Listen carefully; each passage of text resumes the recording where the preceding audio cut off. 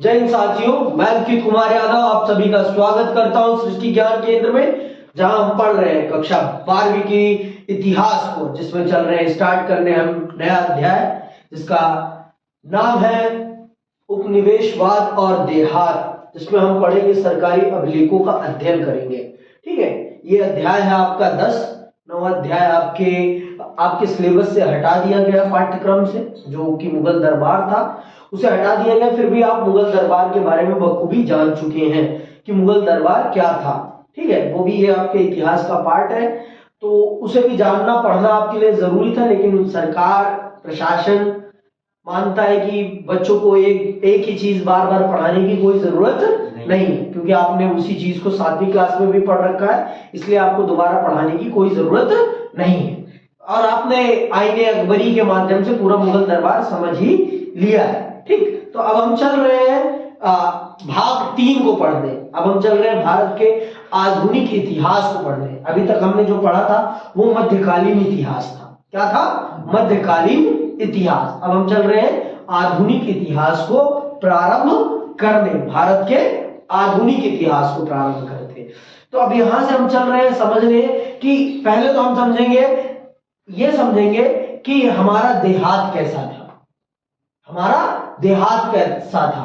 और अब हम सही मायने में हम चल रहे हैं अंग्रेजी शासन को समझने कि अंग्रेजी शासन ने भारत पर कैसे अपना नियंत्रण स्थापित किया, भारत पर उसने कैसे अपना नियंत्रण स्थापित किया। जैसा कि आप सब जानते हैं कि हमारा भारत उस समय पूरा 85% भारत गांवों में बसता था। तो अगर अंग्रेज सरकार को भारत पर नियंत्रण स्थापित करना था तो भारत के गांवों पर नियंत्रण स्थापित करना था। बिना भारत के गांवों पर नियंत्रण स्थापित किए वो भारत पर नियंत्रण स्थापित नहीं कर सकते थे। इसीलिए लिखा है उपनिवेशवाद और देहात। देहात मतलब क्योंकि भारत उस समय पूरा का पूरा देहातों में ही रहता था, ग्रामीण परिवेश में ही भारत बसता था। तो उपनिवेशवाद का मतलब है दूसरे देश का शासन, हमारे देश पर दूसरे देश का शासन हो गया था। और ये दूसरे देश का शासन हमारे देश पर कब स्टार्ट हुआ है आपको मैं बता देता हूं। देखो, ये हुआ है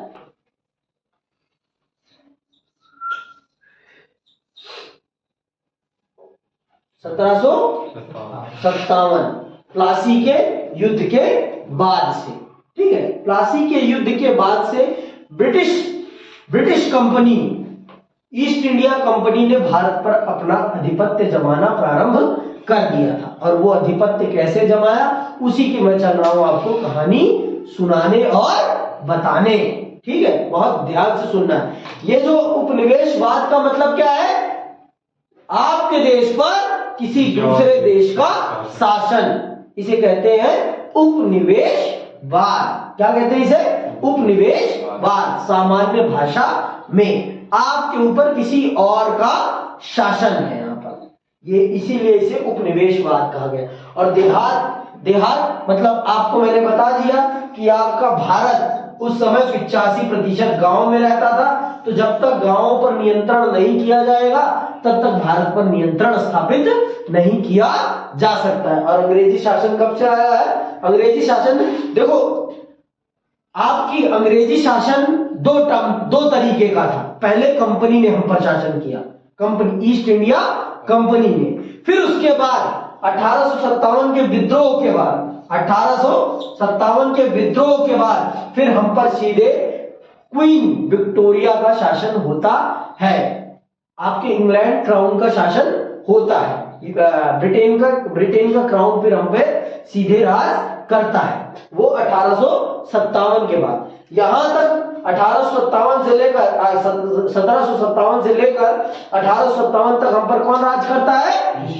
ईस्ट इंडिया कंपनी। तो कंफ्यूज नहीं होना, ये ब्रिटेन की एक कंपनी का नाम है। जैसे भारत की एक कंपनी का नाम रिलायंस है, टाटा है, अडानी है ना? तो वैसे ही ब्रिटेन की एक कंपनी का नाम था क्या? ईस्ट इंडिया कंपनी, जिसने हम पर 100 साल राज किया था, जिसने हम पर 100 साल राज किया था। और उसने कैसे किया था वही चल रहे हैं हम जानने।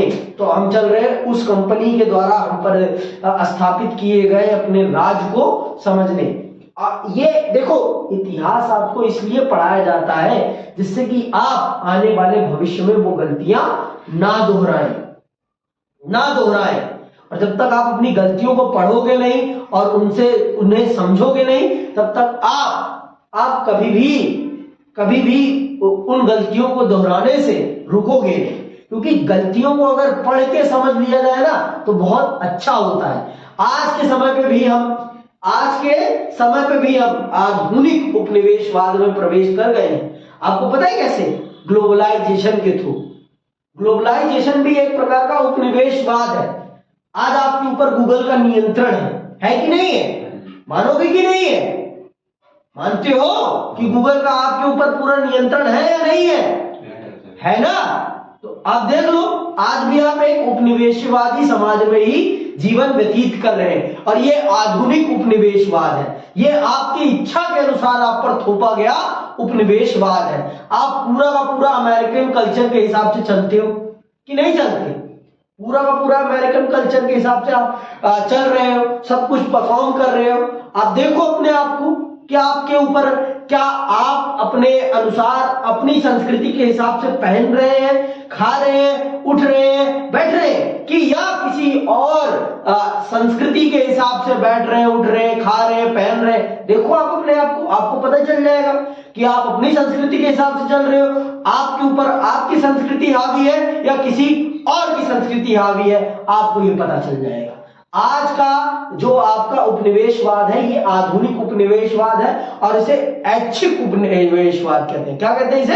ऐच्छिक। आपकी इच्छा से आपके ऊपर शासन किया जा रहा है, आपकी इच्छा से आपके ऊपर।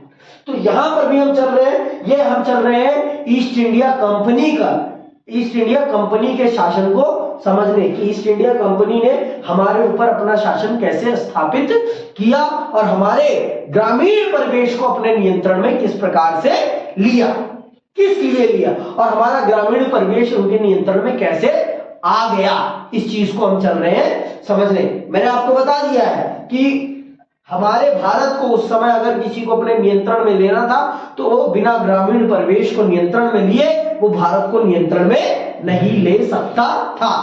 भारत को नियंत्रण में लेना है तो भारत के ग्रामीण परिवेश को नियंत्रण में लेना पड़ेगा, तभी होगा। आप सबको पता होना चाहिए, मैंने आपको पहले बता दिया है, मुगल साम्राज्य में भी जिस प्रकार से आज भारत बहुत सारे राज्यों में बटा हुआ है, उसी प्रकार से मुगल साम्राज्य के समय काल में भी भारत बहुत सारे प्रांतों में बटा हुआ था। मुख्य रूप से 12 प्रांतों में बटा हुआ था। जैसे कि मैंने आपको बताया था आईने अकबरी पढ़ाते वक्त 12 प्रांतों में बटा हुआ था। उन्हीं में से एक प्रांत का नाम था बंगाल प्रांत। क्या नाम था? बंगाल प्रांत। समझ में आई बात? तो बंगाल प्रांत के नवाब जो थे, बंगाल प्रांत के नवाब या आप कहिए सरदार जो थे, जिनको मुगल दरबार ने अपना वहां पर प्रतिनिधि नियुक्त किया रखा था, तो उनका जो सेनापति होता है वो अंग्रेजों के साथ मिल जाता है और जो वहां के नवाब होते हैं बंगाल के, जिन्हें मुगल दरबार का प्रतिनिधि बनाया गया होता है, उनके खिलाफ साजिश रचता है और अंग्रेजों के साथ मिलकर उनके खिलाफ युद्ध करता है और उन्हें युद्ध में हरा देता है और फिर इस प्रकार से आपके देश पर धीरे धीरे ईस्ट इंडिया कंपनी हावी होना स्टार्ट हो जाती है। फिर से बता रहा हूं, सुनना ध्यान से। मैंने आपको बताया कि मुगल दरबार कितने भागों में बटा हुआ था? 12 भागों में। एक भाग था बंगाल भाग। सबसे पहले ईस्ट इंडिया कंपनी ने बंगाल पर कब्जा किया और उन्होंने बंगाल पर कब्जा कैसे किया? उन्होंने बंगाल का जो नवाब था, नवाब कहते हैं उस समय, सिराजुद्दौला थे। कौन थे? सिराजुद्दौला। या नाम में मैं कंफ्यूज हो सकता हूं, नहीं नाम यही है मेरे ख्याल से, सिराजुद्दौला ही थे। ठीक है, हो सकता है गलत हो नाम, अभी कर लेंगे सही। ठीक, तो सिराजुद्दौला थे नवाब। कौन थे? सिराजुद्दौला। ठीक है, तो उनका जो सेनापति था उनको अंग्रेज ईस्ट इंडिया कंपनी लालच देती है कि तू अपने राजा के खिलाफ हो जा और उसे हरा लेते हैं हम दोनों, और हम तुझे यहाँ का राजा बना देंगे, हम तुझे यहाँ का राजा बना देंगे। और सेनापति के मन में ये इच्छा पैदा हो जाती है कि मैं राजा बन जाऊं। और इस समय तक मुगल दरबार आपका कमजोर पड़ गया था, जो सेंट्रल मुगल दरबार था वो कमजोर पड़ गया था, क्योंकि औरंगजेब मर चुका था, और औरंगजेब की मृत्यु के बाद आपका मुगल दरबार पूरा का पूरा कमजोर हो गया था। और क्यों मुगल दरबार के कमजोर होने के पीछे सबसे बड़ा कारण था औरंगजेब की क्रूर नीतियां। औरंगजेब की क्रूर नीतियां, उसने बहुत ज्यादा अत्याचार मचा रखा था, बहुत ज्यादा अत्याचार, तो जिस कारण से मुगल दरबार अपनी समाप्ति की तरफ जा रहा था, अपनी समाप्ति, पतन की तरफ जा रहा था, बर्बादी की तरफ। और उसी समय भारत में एक नए साम्राज्य का उदय हो रहा था, और वो साम्राज्य कौन सा था? मराठा साम्राज्य। कौन सा? मराठा साम्राज्य। समझ में आई बात? तो ये आपका जो बंगाल प्रांत था ये मुगल दरबार के ही अधीन था, और इसका नवाब कौन था? सिराजुद्दौला। सिराजुद्दौला। तो ये जो ईस्ट इंडिया कंपनी होती है ये यहाँ पर आती है और अपनी कंपनी स्टैब्लिश करती है, अपनी फैक्ट्री लगाती है, कंपनी लगाती है। तो ये अपनी फैक्ट्री को की किलाबंदी करने लगते हैं। क्या करने लगते हैं? किलाबंदी। तो जो नवाब होता है सिराजुद्दौला, वो कहता है ये क्या कर रहे हो तुम लोग? तो वो लोग भड़क जाते हैं। तू कौन होता है हमें रोकने वाला? कौन? कंपनी। कंपनी भड़क जाती है, कंपनी भड़क जाती है, और फिर वो अपनी सेना अंदर ही अंदर बना रहे होते हैं। फिर वो सेनापति को अपने नियंत्रण में लेते हैं और उसे घूस देते हैं और उसे अपनी तरफ कर लेते हैं, और फिर सिराजुद्दौला के साथ युद्ध करते हैं। और भाई सेनापति अब उनकी तरफ चला गया तो फिर क्या? राजा के दोनों हाथ कट गए। भाई सेनापति ही तो होता है ना सब कुछ। युद्ध में सेना है, आपकी सेना ही दूसरी सेना से मिल जाए तो फिर क्या होगा? आप बर्बाद हो जाओगे। कमजोर नहीं, आपके तो हाथ ही कट गए, आप बिना लड़ाई लड़े ही हार गए। समझ में आई बात? तो यही होता है। और फिर इस प्रकार से ईस्ट इंडिया कंपनी वो युद्ध, प्लासी का युद्ध जीत जाती है। और फिर प्लासी के युद्ध के जीतने के बाद उस सेनापति को, वो जो सेनापति होता है उसे नवाब बना देती है और उसे कठपुतली की तरह यूज करती है, और कुछ समय के बाद उसे भी मारकर हटा देती है। फिर इस तरह से बंगाल उनके नियंत्रण में आ जाता है। किसके नियंत्रण में? आपके east India company. East India company इस प्रकार से भारत पर अपना नियंत्रण स्थापित कर लेती है। तो ऐसे स्टार्ट होता है ईस्ट इंडिया कंपनी का नियंत्रण। फिर धीरे धीरे भारत के दूसरे और राज्यों पर वो इसी प्रकार की कुनीतियों के साथ वहां के दरबारी लोगों को घूस देकर अपने पक्ष में करना, फिर राजा के खिलाफ उन्हें खड़ा करना, इस प्रकार से कर करके भारत के बहुत सारे राज्यों को उन्होंने जीत लिया। तो इस प्रकार से उन्होंने भारत पर नियंत्रण स्थापित करना स्टार्ट किया। तो अब हम चल रहे हैं उसी को डिटेल से समझने। ठीक है, अब हम इसी चीज को चल रहे हैं डिटेल से समझने कि कैसे ईस्ट इंडिया कंपनी ने भारत पर और भारत के ग्रामीण परिवेश पर अपना नियंत्रण स्थापित किया। ठीक, आइए पढ़ते हैं और समझते हैं।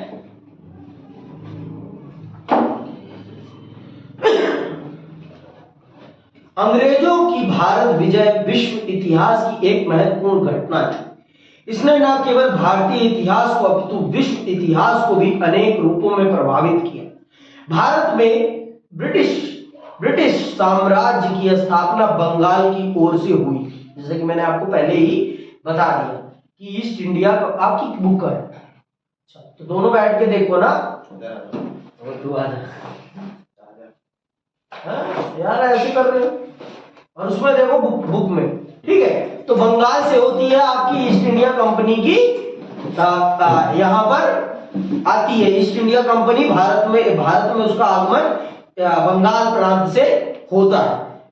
बंगाल तत्कालीन भारत का सर्वाधिक समृद्ध, संपन्न एवं उपजाऊ प्रांत था।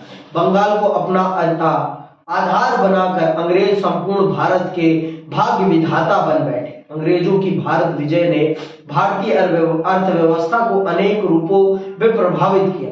ब्रिटिश शासन काल में भारतीय अर्थव्यवस्था औपनिवेशिक अर्थव्यवस्था के रूप में परिवर्तित हो गई।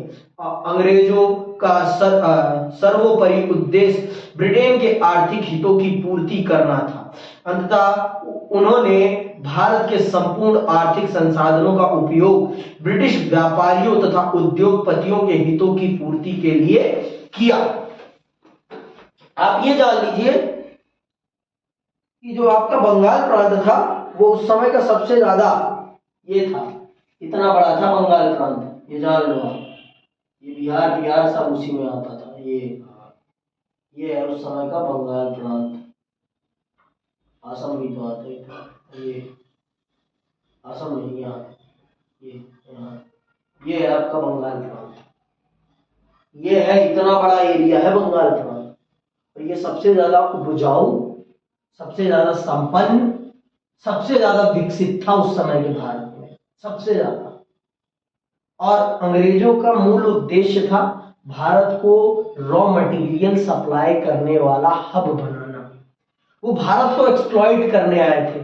उनका मूल उद्देश्य था भारत के प्राकृतिक संसाधनों का प्रयोग करके ब्रिटेन को आर्थिक रूप से शक्तिशाली बनाना। समझ में बात? वो उन्होंने भारत में औपनिवेशिक शासन स्थापित करके भारत को औपनिवेशिक अर्थव्यवस्था में तब्दील कर दिया। कैसे किया, यही पूरी कहानी हम इस चैप्टर में पढ़ेंगे। इसी चीज को हम चल रहे हैं पढ़ने और समझने। अच्छा, इधर आओ मयंक, मेरे पास आओ। बात थोड़ी कर रहा हूं।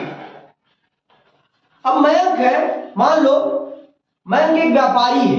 क्या है? व्यापारी। क्या है? व्यापारी। किस चीज का? मान लेते हैं हम कपड़े का व्यापारी। और सन्नी किस चीज? सन्नी किसान है। सन्नी क्या है? किसान। किस चीज का किसान? कपड़े, उसका कपास। कपास का, रुई का किसान है। और मान लेते हैं हम, आ जाओ मेहुल, आ जाओ। मेहुल है ईस्ट इंडिया कंपनी। कौन है मेहुल? East India company. समझना अभी बात को। ये भारत का व्यापारी है पर ये ईस्ट इंडिया कंपनी का व्यापारी है, ठीक है। और सन्नी क्या है? किसान। सन्नी अपनी कपास उगाता है। आप सब जानते हैं कि कपास क्या है? प्राइमरी प्रोडक्ट है किस चीज का? कपड़े का।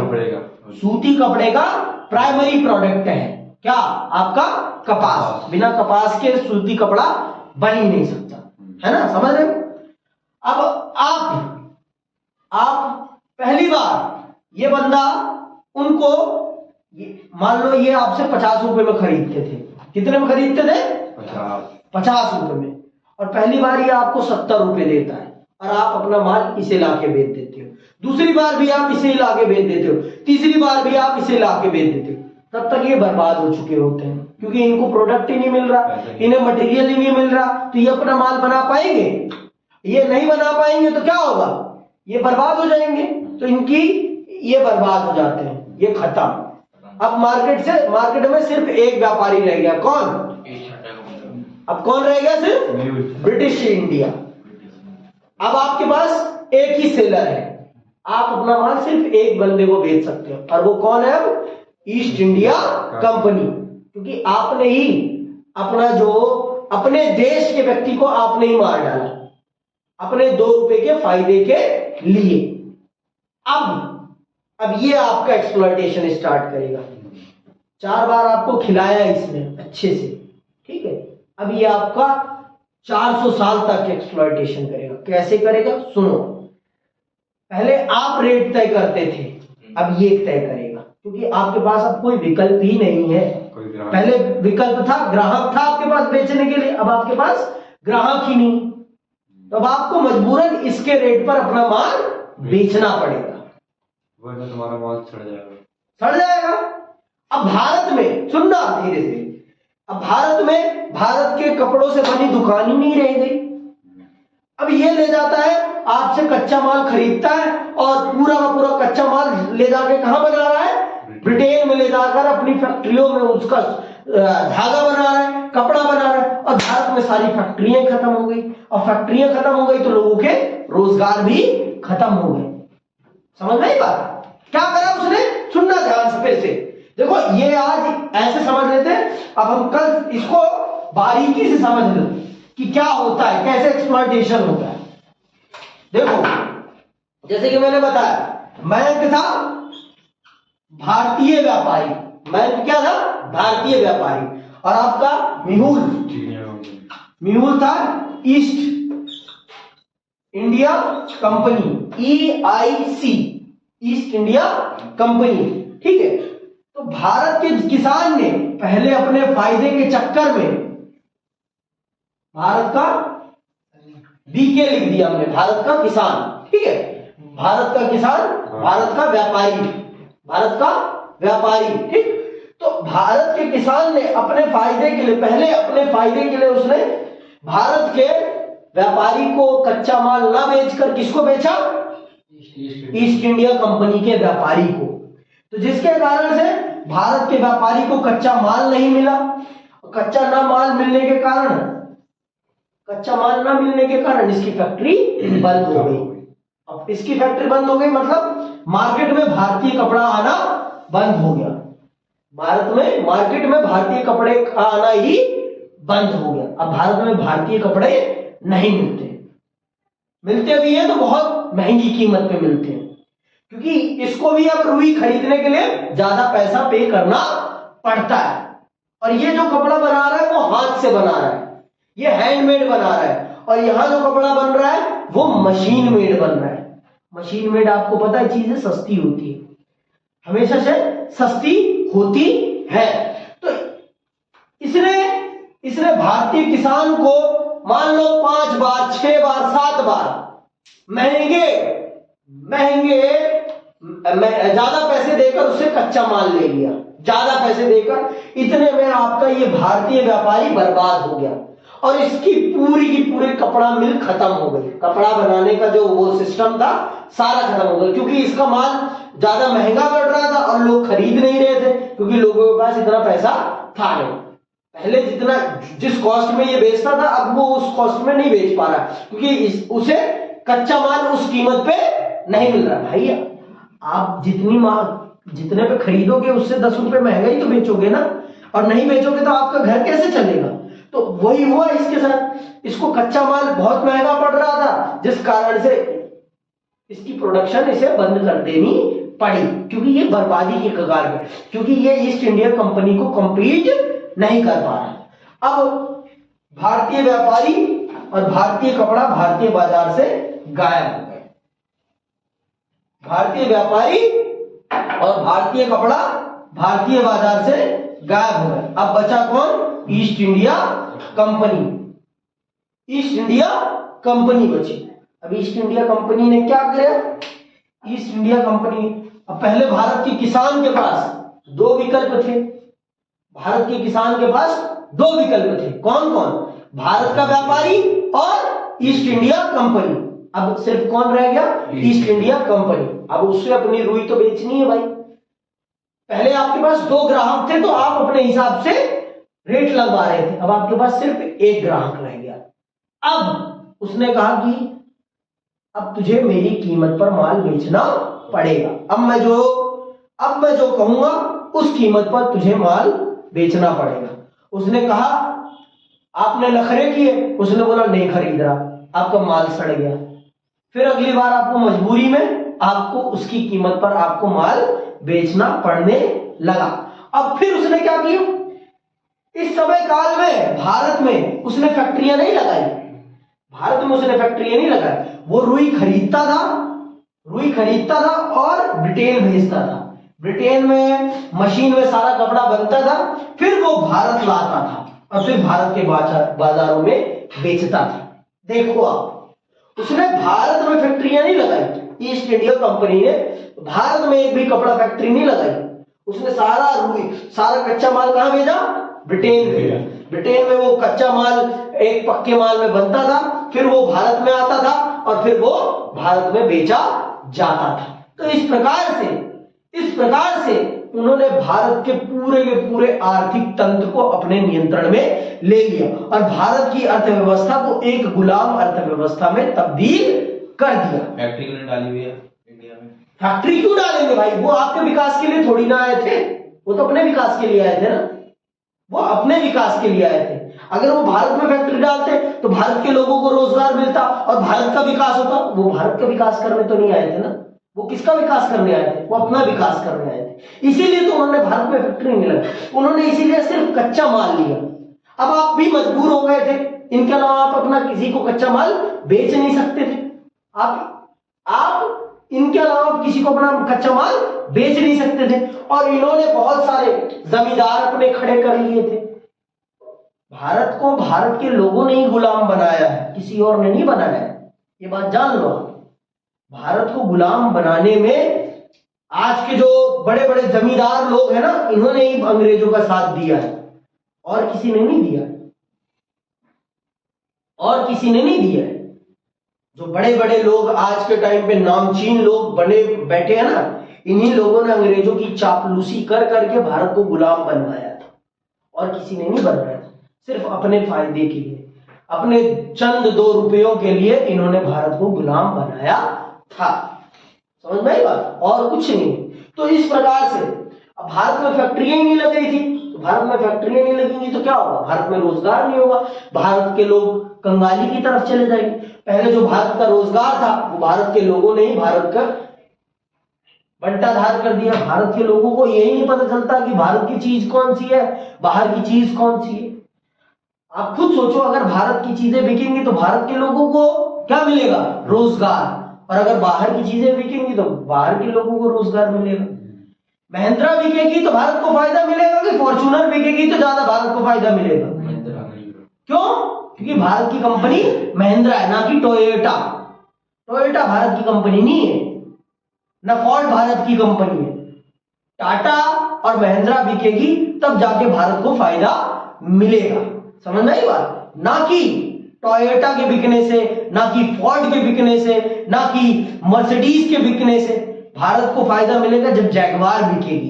क्यों? क्योंकि जैगवार भारत की कंपनी है। रेंज रोवर बिकेगी तो भारत का फायदा होगा। क्यों? क्योंकि रेंज रोवर भारत का ब्रांड हो गया। कि लैंड क्रूजर है भारत का, रेंज रोवर है ना, टाटा का कौन सा है? Range rover, range rover, land rover और जैगवार में से। हाँ ठीक है। तो ये है भारत का बेनिफिट।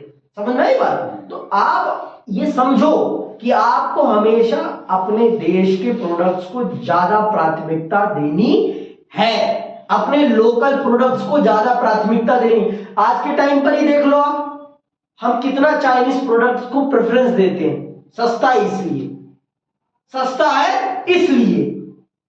साला आज तक हम अपने देश का खुद का एक ब्रांडेड फोन नहीं बना पाए हैं।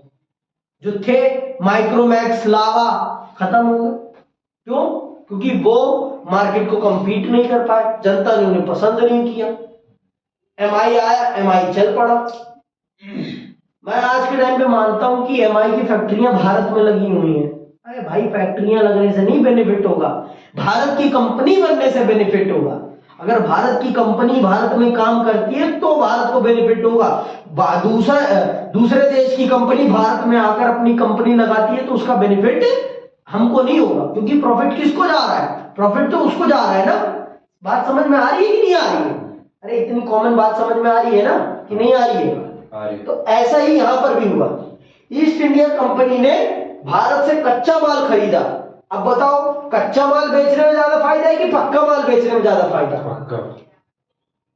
रुई बेचने में ज्यादा फायदा है कि कपड़ा बेचने में ज्यादा फायदा है? कपड़ा। तो हम क्या बेच रहे थे ईस्ट इंडिया कंपनी को? रुई। और ईस्ट इंडिया कंपनी हमें क्या बेच रही थी? कपड़ा। फायदा ज्यादा कौन कमा रहा था? समझ में आ गई बात? इसीलिए उन्होंने भारत में फैक्ट्री नहीं लगाई। अगर वो भारत में फैक्ट्री लगा देते तो भारत के लोगों को रोजगार भी मिलता और भारत में सस्ती कीमतों पर कपड़ा भी बिकता। और फैक्ट्रियां लग जाती तो भारत के लोग खुद ही अपनी फैक्ट्रियां ना लगा लेते थे देखा देखी में, क्योंकि नकल करने में तो हम लोग भी माहिर है ना भाई। एक बार हमें चीजें दिखा तो दो बस, आप उसका जुगाड़ लगा के ऐसा मॉडल तैयार करेंगे कि कोई कहने वाली बात नहीं। चुम्मी वाला मॉडल होता है हमारा भी, तो है ना, समझे? वही बात है। तो इस प्रकार से तो सबसे पहले आज के टाइम के आधुनिक बंगाली समाज के लोगों के ही कुकर्मों के कारण भारत गुलाम बनता है, और वहां के कुछ अय्याशखोर राजाओं ने, नवाबों ने भारत को गुलाम बनाने में बहुत बड़ी भूमिका निभाई। देखो एक बात जान लो आप, बाहर का व्यक्ति हमें कभी नहीं कुछ कर सकता जब तक उसे घर के व्यक्ति का साथ ना मिले। जब तक घर का कोई भेदी नहीं बनेगा तब तक लंका को ढाया नहीं जा सकता, ये बात जान लो। मैं ऐसा नहीं कहूंगा कि पूरा बंगाल खराब था, हर जगह खराब लोग हैं, हर जगह लालची लोग हैं, लेकिन कभी कभी लालच की कीमत हमें इतनी बड़ी चुकानी पड़ जाती है, कोई कहने वाली बात नहीं होती। उस नवाब के सेनापति के लालच के कारण ईस्ट इंडिया कंपनी हम पर हावी हो पाई, नहीं ईस्ट इंडिया कंपनी हम पर कभी हावी नहीं हो सकती थी, कभी हावी नहीं हो सकती थी। समझ में आई बात? ईस्ट इंडिया कंपनी के हम पर हावी हो जाने के कारण एक व्यक्ति का लालच था, उस एक व्यक्ति के लालच ने भारत को गुलामी की जंजीर में जकड़ दिया, और भारतीय लोगों की एकता न होने के कारण, आप ये जान लो, भारत का व्यक्ति ही भारत के लोगों का एक्सप्लॉयटेशन करता है। सब जगह है ये, लेकिन भारत के लोग ज्यादा करते हैं, ये जान लो आप। समझ में आई बात? भारत की जनता का खुद ही एक्सप्लॉयटेशन करती है। अमीर गरीबों को ऐसा एक्सप्लॉयटेशन करते हैं कि कोई कहने वाली बात नहीं है। और जातिवाद के नाम पर भी एक्सप्लॉयटेशन है, धर्म के नाम पर भी एक्सप्लॉयटेशन है, हर तरह का एक्सप्लॉयटेशन भारत में आपको देखने को मिल जाएगा। समझ में आई बात? तो इन सब चीजों ने भारत को गुलाम बनाया है, इन सब चीजों ने। अब आप जान गए ईस्ट इंडिया कंपनी का भारत में आगमन कहां से हुआ है? बंगाल से। कहां से हुआ है? बंगाल से। किस युद्ध के माध्यम से? प्लासी के युद्ध। प्लासी का युद्ध कब हुआ है? 1757। ठीक है। किसे हराया था उन्होंने? बंगाल के नवाब सिराजुद्दौला को। किसको? सिराजुद्दौला को। किसकी मदद से? सिराजुद्दौला के सेनापति की मदद से। किसने हराया था? ईस्ट इंडिया कंपनी ने। ब्रिटिश क्राउन का शासन कब से स्टार्ट होता है? 1857 के विद्रोह के बाद से। ठीक है। अभी ब्रिटिश क्राउन के अंदर नहीं, अभी हम ब्रिटेन की एक कंपनी के अंदर रूल हो रहे हैं। उसका नाम क्या है? East India company. जैसे भारत की भी बहुत सारी कंपनी है ना, जैसे भारत की आज के टाइम पे सबसे बड़ी कंपनी कौन सी है? रिलायंस है। वैसे ही ईस्ट इंडिया कंपनी ब्रिटेन की एक बहुत बड़ी कंपनी थी, जिसके अंतर्गत हम रूल हो रहे थे। समझ में आई बात? चलो आगे सुनो, कहां तक आ गए भाई?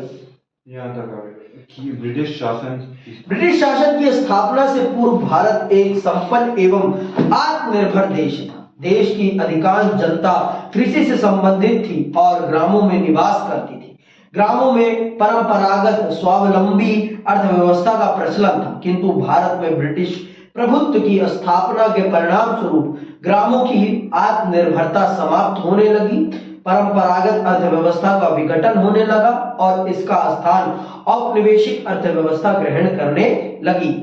प्रस्तुत अध्याय में हमारे अध्ययन का प्रमुख विषय उपनिवेशवाद और ग्रामीण समाज है। सरकारी अभिलेखों के अध्ययन के आधार पर हम यह पता लगाने का प्रयास करेंगे कि भारत में उपनिवेशवाद की स्थापना ने भारतीय ग्रामीण समाज को किन रूपों में प्रभावित किया। तो अब हम मुख्य रूप से इस अध्याय में यही चल रहे हैं समझने कि भारत की ग्रामीण समाज का जो एक स्वावलंबी समाज था, उसको ब्रिटिश समाज ने, ब्रिटिश साम्राज्य ने किस प्रकार से अपने अधीन किया और उसे किस प्रकार से गुलामी की इस गर्द जंजीर में जकड़ लिया।